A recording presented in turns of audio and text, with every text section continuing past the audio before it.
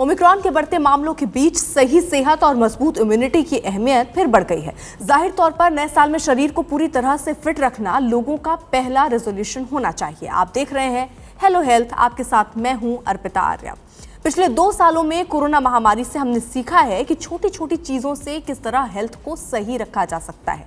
अगर आप अंदर से फिट हैं तो जाहिर तौर पर बीमारियों से दूर रहेंगे और मानसिक रूप से अच्छी अवस्था में रहेंगे। सेलिब्रिटी न्यूट्रिशियस्ट रुचिता देवकर ने अपने इंस्टाग्राम पोस्ट में बताया कि किस तरह हमारे डेली रूटीन की छोटी छोटी गलतियां सेहत पर भारी पड़ सकती हैं और हमें ये करने से बचना चाहिए।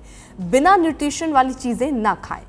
न्यूट्रिशनिस्ट देवकर ने लोगों से खान पान पर खास ध्यान देने की अपील कर रही हैं वो, और कहती हैं कि हमें ऐसी कोई चीज़ नहीं खानी चाहिए जिसमें न्यूट्रिशन ना हो। उनका कहना है कि डाइट ट्रेंड समय के साथ बदलते रहते हैं, लेकिन न्यूट्रिशन से जुड़े कुछ खास तथ्य कभी नहीं बदलते जो आपको लंबे समय तक स्वस्थ रखने का काम करते हैं। देवकर अपने फॉलोअर्स को ग्लूटेन फ्री और डेयरी फ्री जैसे ट्रेंड से दूर रहते हुए खान पान का चुनाव दिमाग से करने की सलाह दे रही हैं।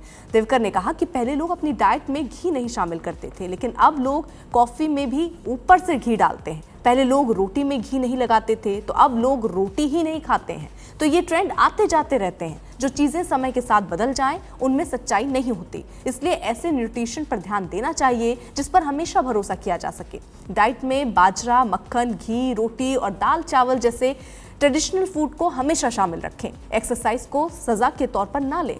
देवकर ने कहा कि एक्सरसाइज को गणित के समीकरण में न लाएं और ना ही कैलोरी गिनते हुए उस हिसाब से वर्कआउट करें। उन्होंने कहा कि एक्सरसाइज हमारे जीवन का एक अभिन्न हिस्सा है। जिन लोगों का वजन ज्यादा है उन लोगों को इसे एक सजा के तौर पर नहीं देखना चाहिए। वजन कम करने के अलावा भी एक्सरसाइज करने के कई फायदे हैं। ये एंटी डिप्रेसेंट के रूप में काम करता है और आपकी क्रेविंग को भी कम करता है। फिटनेस में महिलाओं की मदद ना करना। कई महिलाओं को शादी के बाल झड़ने, कमजोर घुटने, पीठ दर्द, अनियमित पीरियड से लेकर नींद ना आने जैसी बीमारियां होने लगती हैं। न्यूट्रिशनिस्ट का कहना है कि बच्चों, करियर, परिवार, सामाजिक दबाव जैसी कई जिम्मेदारियों के कारण बहुत सी महिलाएं फिटनेस के लिए समय नहीं निकाल पाती, जबकि पुरुष के लिए एक्सरसाइज और इक्विटी के लिए समय निकालना आसान होता है। देवकर कहती हैं अगर आप पुरुष हैं और आप एक्सरसाइज के लिए समय निकाल लेते हैं जबकि आपकी पत्नी ये नहीं कर पाती, तो आपको उनका सहयोग करने की ज़रूरत है। आपको देखना चाहिए कि आप अपने परिवार में क्या बदलाव ला सकते हैं ताकि वो भी खुद को फिट रखने के लिए समय निकाल सके।